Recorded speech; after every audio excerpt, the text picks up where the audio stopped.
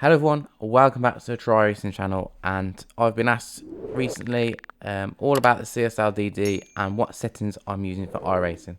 So what I'm going to do today is a quick video on how to download the settings from the website, the Fanalabs and the drivers, and then I'll show you the settings in Fanalabs and then in iRacing to show you what I'm using and how you can configure it to the best suit your style of driving, because everyone will have a different feel to what they prefer. So I'm going to show you how to tune it to your liking. So first thing you need to do when you've installed your direct drive base and wheel is go to the Fanatec website, go to media downloads at the top, and then you want to select products and CSL DD Boost Kit 180 bundle, and then Fanalab tools, and then the Fanatec driver, and then that will, once those are downloaded, you have to open them up and then install the software that's within those folders. And once you've done that, you should, if I cross off this now, get this. So this is like their main Fanatec control panel. So once you've downloaded the Fanatec control panel, this is the settings I've got on the wheelbase here. So wheelbase values, that's telling you if it's set where it is in the actual, so as I move it, you can see it's moving left and right.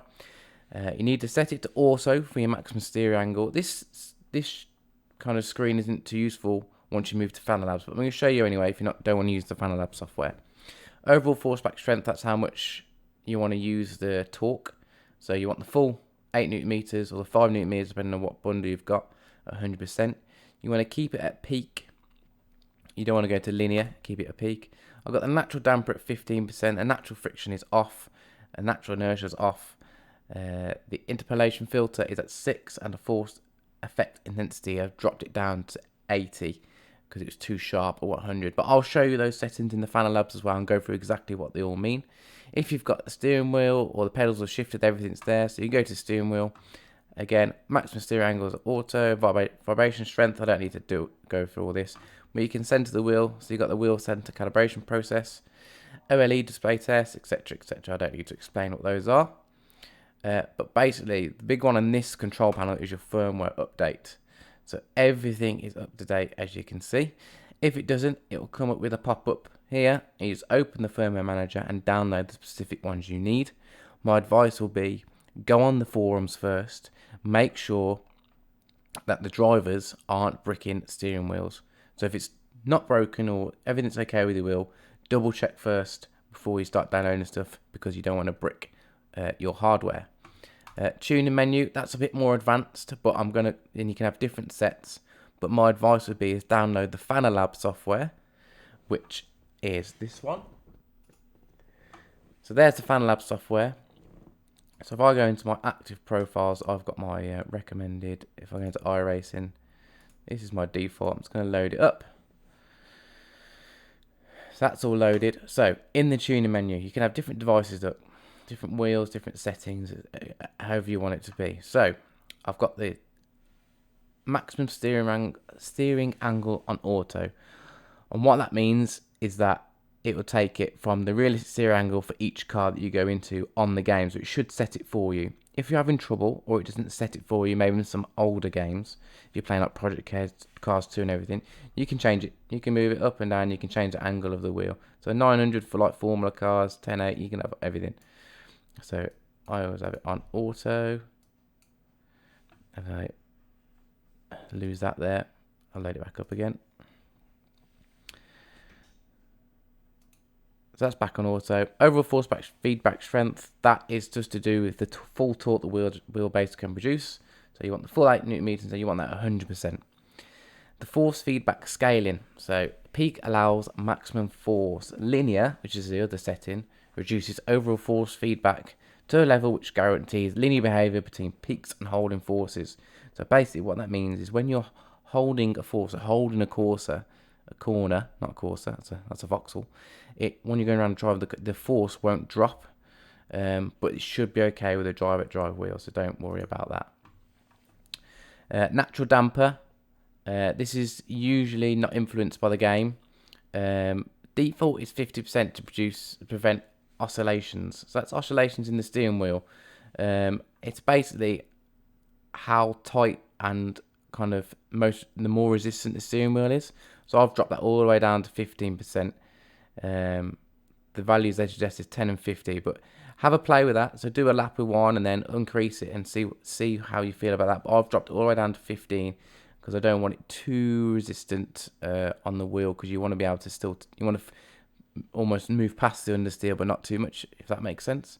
Natural friction, I've had it off. That is a default setting. It's where the steering wheel will have the least resistance. 100% will have the most resistance and really hard to turn. That's kind of for games which don't have proper force feedback, if that makes sense. You don't need that if you're doing iRacing. And same with natural inertia. It simulates the additional weight on the steering axis. Again, iRacing does that for you, so switch that off. So this one's a bit different. So this one is about turning rough, low resolution game force feedback into smooth effects. Higher values increase smoothing, etc. So the higher the value, the more smooth it will be. Again, doesn't really don't even need it for iRacing. So I've got it at a good balance down at 6. So some of the raw data, which usually when you're off track, because that's sort of things they don't push hard, it's all the stuff on track and the curb. So I've dropped it down to 6. Force effect intensity. So this one for iRacing, I might even drop even lower because it's quite harsh, the force feedback from iRacing. So I've dropped it down to 80 because of some of the curbs I was hitting. I'll show you in a minute on the graphics, but it was going into the red and I was getting a lot of clipping just from where we go over a curb and it bounces back down. It was getting red, so I've dropped that down a bit. I might even drop that to around 70, 60 because I was really struggling with real harshness when jumping over curbs and coming back down. Game force effect strength about 100. That's just default settings. That's the maximum torque. Again, maximum torque for game spring effect strength. These are all at 100%. Just keep them at 100. That's the default. That's how you're going to get the most effect. I think the SPR and the OPR, the spring effect, the damper effect, actually don't matter in iRacing. Don't need to worry about brakes because that is off. I don't have the brakes next to my steering wheel. But if you do, that's when you get the vibration in your brake pedals, and the vibration strength is at 100, and that's absolutely fine. Moving along, dynamic force feedback. You don't need to worry about any of them, but if you are struggling with at higher speed, you're struggling with force feedback and the speed sensitive, you can change all of these in here. Vibration, don't need any of them. And there's the LEDs. If you want to copy the settings, I'll leave that on there. And then those over here as well. So that's all I'm using. This one's interesting. Just the rev LED RPM percentage. I'll put it on percentage, not RPM, because it's easy to manage and get it exactly right when you use percentage. So you want it just before it hits 100%. You want it to flash at the interval, so you know when to change gear just before it hits the red line. And then you can save all them in-game profiles, and it will give you a full overview of what you got. And then it should recognize the games you have, and then load. There's the recommended force feedback settings, but just save your own ones and you can make it the default there. So I'll now move on to iRacing and show you the settings for iRacing in the actual game. So here we are in iRacing. We've come into the actual simulator itself, and what you're doing is you're going into options and then obviously the drive, which is where everything happens. So the wheel range and map range is done automatically through your Fanalab settings. And then what you're going to do is enable force feedback. You're going to use linear mode and reduce force when parked. This button here can be useful. Auto, it might tell you everything that's going on, but I'll put damping down to 0 and then minimum force down to 0. So damping, again, is applying a friction damping effect to the wheel that gives it a sense of weight. You do not need to do that. So direct drive wheels usually have this already built in. And then the minimum force is some wheels don't react to small forces, which your direct drive wheel will. So you can ignore them. The wheel force, 8 Newton meters. That is exactly what your direct drive can put out. If you've got the one without the boost kit, it's 5 Newton meters. And this number here is the biggest key. So this is the strength of the force feedback within this simulator based on all the settings you've got. Now, people have been saying when they're using DD1s and DD2s that strength is up to about 10. But I can imagine that they've turned their wheel force off in the fact they're not using the full range of their CSL, where we are. So if you want to use the 8 Newton meters, you've got to keep this there, and then you've got to go in the game. So this is my number for when I'm using the Ferrari. It changes all the time depending on what car I'm using. It goes all the way up to 11 when I'm using the Formula 1 car. So if you go and drive, and then you go into the black box, in the graphics adjustments, once you do a lap, this forward feedback strength will give you an auto. Click the auto, it'll be down here, or when you come back out of it, once you've done a few laps, go back into those option settings, and that auto will be there. That number will then move. It will probably end up being about 10 or 11. Go out and drive and see how heavy it feels, because it was too heavy for me. This is your biggest, once you put all your settings in, and you're happy with the harshness of and how quick the steering wheel's moving, etc. from your Fanatec settings, this number is key. Higher it or lower it depending on what strength you want. 10 was too high. I've dropped it all the way down to 7.